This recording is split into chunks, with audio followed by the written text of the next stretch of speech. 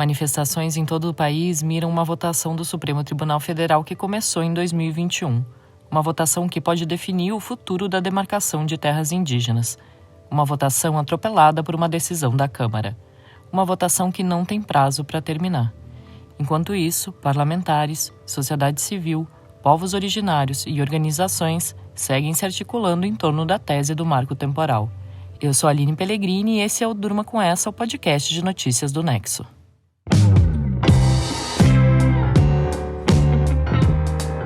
Olá, eu sou a Letícia Arcoverde e estou aqui com a Aline para apresentar esse podcast que vai ao ar de segunda a sexta, todo começo de noite, sempre com notícias que podem continuar a ecoar por aí.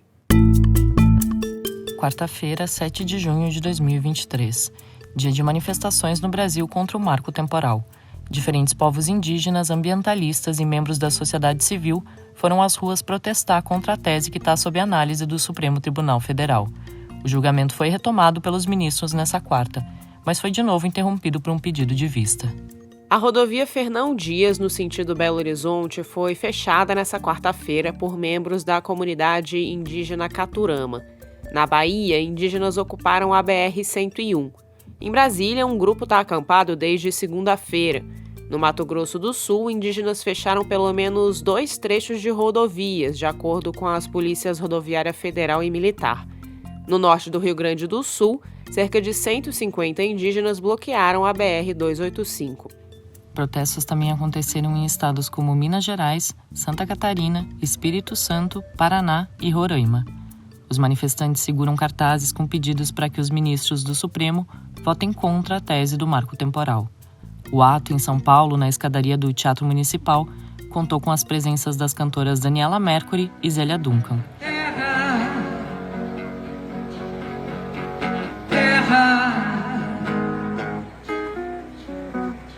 O mais distante, o errante navegante, quem jamais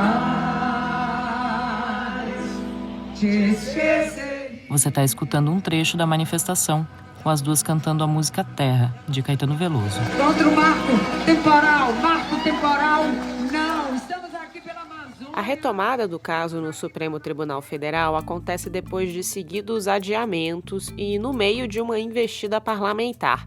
A Câmara dos Deputados, de maioria conservadora, aprovou em 30 de maio o PL 490, que estabelece o marco temporal e assim impõe limitações para a demarcação de terras indígenas.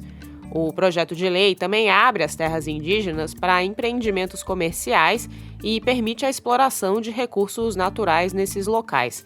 283 deputados votaram a favor do marco temporal e 155 votaram contra. O texto depende agora da avaliação do Senado. O julgamento do marco temporal no Supremo, que é chamado pelos indígenas de o julgamento do século, diz respeito a um recurso apresentado pela FUNAI, a Fundação Nacional dos Povos Indígenas. Esse recurso é contra uma decisão de segunda instância da Justiça Federal, que usou a tese do marco temporal para dizer que uma área em Santa Catarina, que é atualmente ocupada pelo povo indígena Xokleng, deve ser desocupada em benefício da Fundação de Amparo Tecnológico ao Meio Ambiente, ligada ao governo do estado.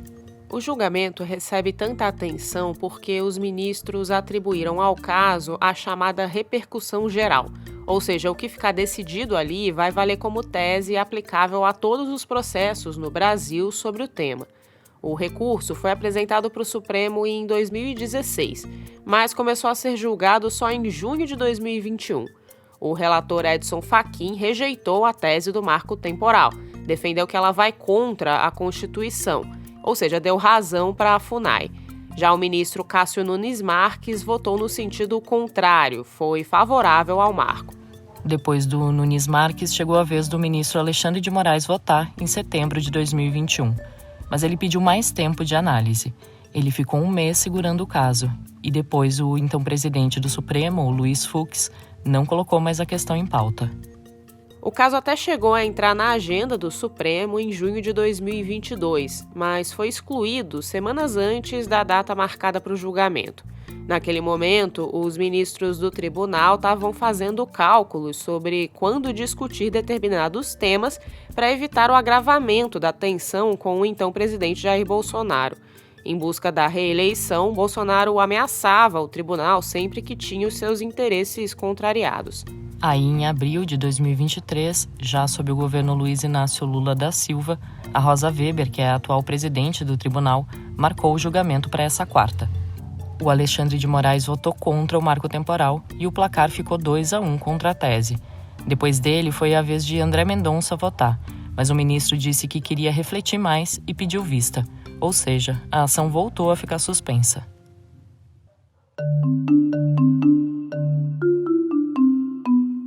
A tese do marco temporal defende que o direito à terra indígena só deve ser garantido se ficar comprovado que na data da promulgação da Constituição, 5 de outubro de 1988, a área estava ocupada pelos indígenas, ou ao menos comprovadamente sob reivindicação deles. A ideia de se definir um marco temporal para que povos tradicionais possam reivindicar um determinado território veio de uma decisão do próprio Supremo em 2009, quando o tribunal tratou da demarcação da terra indígena Raposa Serra do Sol, em Roraima, feita em 2005 pelo governo federal. No caso, o Supremo afirmou que a demarcação era constitucional e na decisão destacou que tinha provas de que os indígenas já estavam naquela área na ocasião da promulgação da Constituição.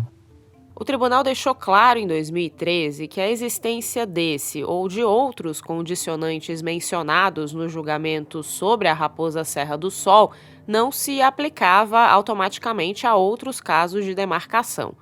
De acordo com a Constituição, as áreas tradicionalmente ocupadas por indígenas devem ser de sua posse permanente, inalienáveis e indisponíveis, e os direitos desses povos sobre esses territórios são imprescritíveis, ou seja, não perdem o efeito com o tempo. Mesmo assim, a tese do marco temporal ganhou força, defendida pela bancada ruralista do Congresso. Aí, em 2012, no governo Dilma Rousseff, a Advocacia Geral da União publicou uma portaria, na qual dizia que o marco temporal era regra para os outros órgãos jurídicos da administração federal. Mas o documento acabou cancelado após protestos. Em 2017, já no governo Michel Temer, a Advocacia Geral da União voltou a editar um parecer em defesa do marco temporal para todas as terras indígenas do país, incluindo as já demarcadas. O parecer foi usado pelo governo para paralisar e tentar reverter demarcações até 2020, quando foi suspenso pelo Supremo. Se for declarada constitucional pelo Supremo e virar lei, a tese do marco temporal vai permitir que indígenas sejam expulsos de terras que ocupam, caso não se comprove que eles estavam lá antes de 1988. A tese pode inviabilizar a demarcação de 114 territórios indígenas em 185 municípios brasileiros, segundo um levantamento do jornal Estado de São Paulo. Povos que já foram expulsos ou foram forçados a sair de suas terras, como foi frequente durante a ditadura militar, por exemplo, também vão ter mais dificuldade de recuperar essas áreas. Associações indígenas como a APIB, a Articulação dos Povos Indígenas do Brasil, e acadêmicos consideram que estipular um marco temporal para demarcações é inconstitucional. Para eles, a tese ignora o histórico de violências e remoções forçadas às quais as comunidades estiveram expostas ao longo do tempo, do período colonial até os conflitos mais atuais. No caso dos Xokleng, por exemplo, o Instituto Socioambiental afirma que houve no início do século XX uma demarcação sem critérios técnicos, e a partir daí o território foi se reduzindo, em benefício tanto de invasores quanto de obras para a construção de uma barragem no local. O avanço sobre a terra foi acompanhado do extermínio da população tradicional. Integrantes do povo afirmam que o marco temporal é um marco da morte, um marco de genocídio. Portanto, não é razoável que a gente tenha uma realidade como a que prevaleceria sem o marco temporal, que é o seguinte: um sujeito junta um dinheiro, trabalha e aí resolve comprar um imóvel. Vai ao cartório de registro de imóvel. A lei brasileira permite isso, né? Que ele compra o imóvel, posso ter minha casa, você pode ter a sua. E aí, quando ele chega lá, ele faz uma pesquisa e o cartório diz para ele: olha, tem aqui uma cadeia sucessória de 200 anos, portanto, há absoluta segurança jurídica que você pode comprar esse imóvel. A pessoa compra o imóvel e logo depois vem lá uma reclamação dizendo que aquilo ali pertenceu há 300 anos atrás a uma tribo indígena, que ali tem alguma marca da cultura indígena e simplesmente se expropria o direito dessa pessoa, não se paga indenização nenhuma, a pessoa perde a propriedade.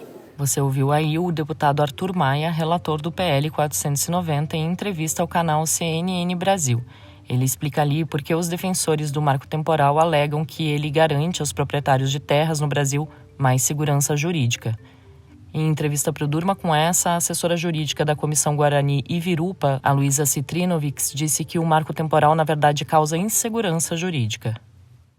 Teses como a do marco temporal, que tentam limitar o direito à demarcação das terras indígenas e subverter o texto da Constituição Federal, abririam espaço para uma avalanche de questionamentos e judicializações em face desses procedimentos de demarcação das terras indígenas, que eles sim trariam enorme insegurança jurídica.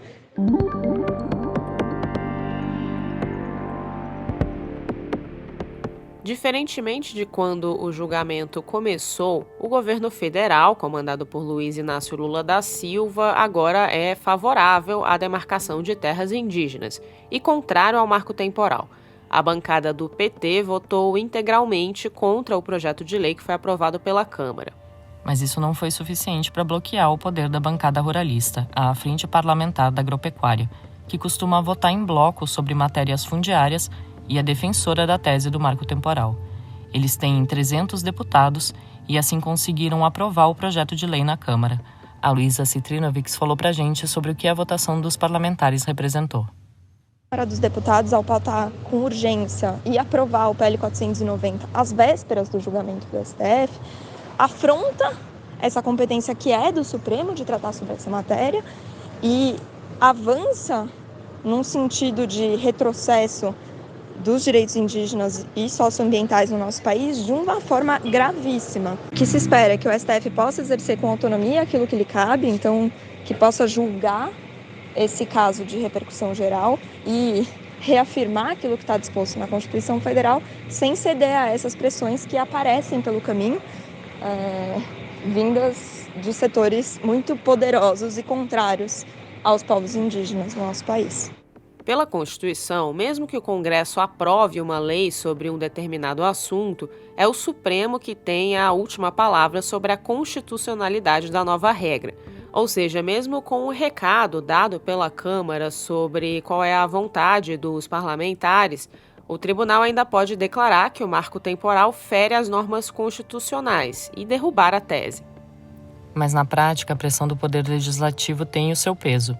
O José Paulo Martins Júnior, que é professor de Ciência Política da Universidade Federal Fluminense, disse para o Nexo que é raro que o Supremo declare totalmente inconstitucional uma matéria que venha do Congresso Nacional. Ao mesmo tempo, segundo o professor, a atitude da Câmara em votar a questão logo antes do julgamento do Supremo colocou as relações institucionais em patamar mais agressivo do que o usual. Isso tudo em meio a declarações dos parlamentares favoráveis à tese de que, com a votação na Câmara, não tinha sentido o Supremo tratar do assunto. Como você escuta o deputado do PP do Paraná, o Pedro Lupion, presidente da Frente Parlamentar da Agropecuária na Câmara, contando nessa entrevista a jornalistas. Qual que é o nosso recado e o que a gente tem conversado com os ministros? Suspendam o julgamento, que nós estamos fazendo a nossa parte de efetivamente votar o projeto, botar em lei e fazer com que esse problema se resolva e acabe qualquer vácuo legal, qualquer vazio legal em relação a essa questão das condicionantes. O texto do projeto de lei ainda está no Senado e o presidente da Casa, o Rodrigo Pacheco, já indicou que não tem pressa para votar o tema.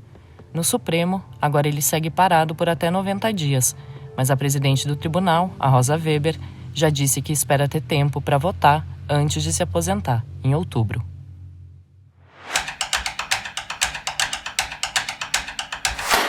O relator do Grupo de Trabalho da Reforma Tributária da Câmara, o deputado Aguinaldo Ribeiro, do PP da Paraíba, apresentou na terça-feira um relatório com as diretrizes da proposta. O Marcelo Rubissec escreveu sobre o tema.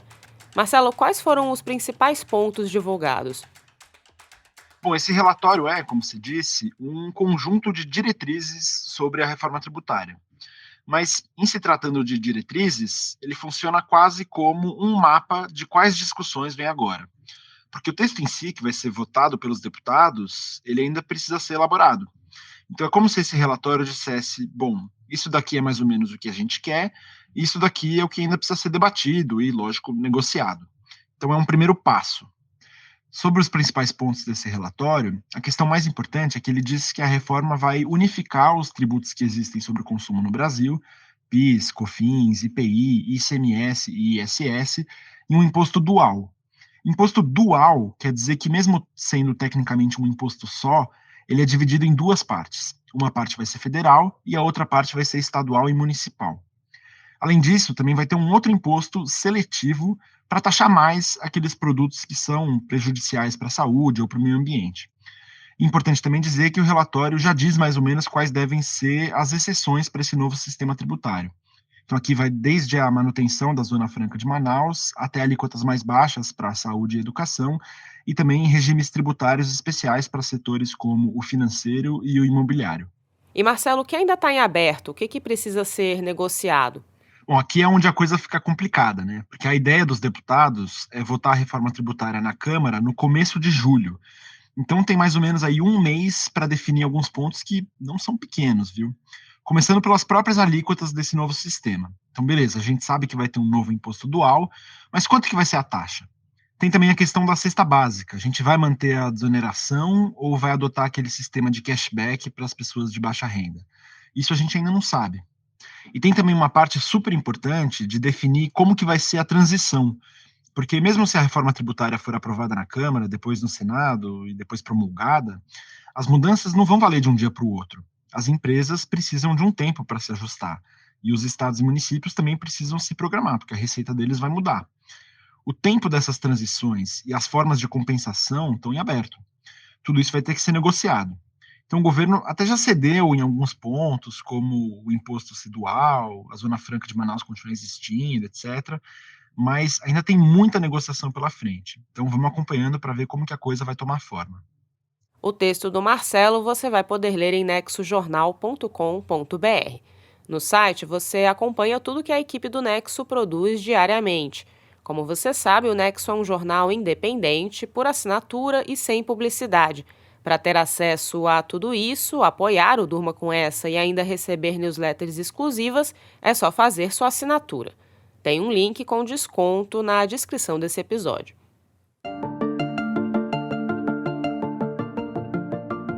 O PL das fake news, que está em discussão no Congresso, amplia a responsabilização das plataformas digitais e tem pontos específicos sobre a proteção e privacidade de crianças e adolescentes que usam os serviços.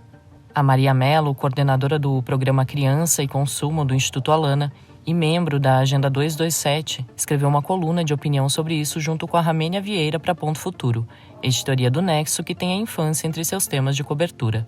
A Maria Mello fala sobre o que o projeto de lei prevê para crianças e adolescentes. A responsabilidade em relação a crianças e adolescentes também deve ser das empresas, quando a gente entende que as empresas fazem parte da sociedade, né? O artigo 227, então, vai dizer que é dever da família, da sociedade e do Estado assegurar com absoluta prioridade uma série de direitos, né? E colocá-los a salvo de negligência, discriminação, exploração, violência, crueldade e opressão. Esse projeto, então, ele garante essa proteção de crianças e adolescentes na internet de várias formas. Ele traz em um capítulo, por exemplo, o estabelecimento do fim do direcionamento de publicidade voltada para crianças. Então, os dados que são utilizados dessas crianças na navegação não vão poder ser mais utilizados para direcionamento de publicidade, para que elas sejam exploradas comercialmente online, né? Para crianças e adolescentes. Do ponto de vista da transparência, então, as empresas vão precisar divulgar relatórios, né, regularmente, divulgar avaliação de riscos aos quais elas estão expondo crianças e adolescentes, relatórios que mostrem como é que elas estão fazendo a moderação de conteúdo que nela circula. O projeto também prevê toda uma ação de Estado que tem a ver com formação, né, educação midiática nas escolas, então prevendo que o poder público envie esforços para a promoção de educação midiática. Tem toda uma discussão sobre privacidade, então o sistema de verificação etária vão ter que ser aprimorados, né? Hoje as plataformas dizem que não tem pessoas com menos de 13 anos lá dentro, mas a gente sabe que elas estão lá, então elas vão precisar, de fato, fazer verificação etária e dar conta dessa verificação, ou seja, garantir transparência quanto a esse trabalho, né? Ferramentas de controle parental também vão precisar ser instaladas de uma forma mais padrão, né? Canais de denúncia para apoio aí de violações de direitos de crianças e adolescentes vão ter que ser melhorados. Você pode conferir a coluna da Agenda 227 em nexojornal.com.br/ponto futuro. Das mobilizações em torno do marco temporal, passando pelas diretrizes da reforma tributária e terminando com as propostas do PL das fake news para a proteção de crianças e adolescentes, durma com essa. Com roteiro e produção de Aline Pellegrini, edição de texto de Letícia Arcoverde, participações de Marcelo Rubissec e Maria Mello e edição de áudio de Pedro Pastoriz, termina aqui mais um Durma com essa. Quinta-feira é feriado, então a gente volta na sexta com o Extratos da Semana, um resumo das principais notícias dos últimos dias. Até!